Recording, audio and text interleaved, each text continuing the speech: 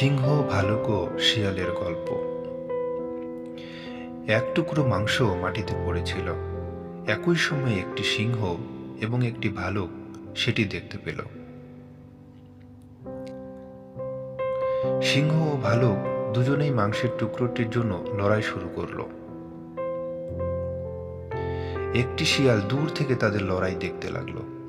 সে দেখল মাংসটি এখনো কেউ ছোঁয়নি, তাই শিয়ালটি দাঁড়িয়ে রইল সঠিক সময়ের অপেক্ষায়।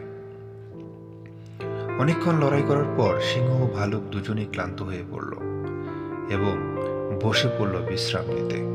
ঠিক তখনই শিয়ালটি সুযোগ বুঝে দৌড়ে এসে মাংসের টুকরোটি তুলে নিয়ে পালিয়ে গেল। সিংহ ও ভালুক এতটাই ক্লান্ত ছিল যে কিছুই করতে পারল না, শুধু তাকিয়ে দেখল শিয়ালটি মাংস খাচ্ছে।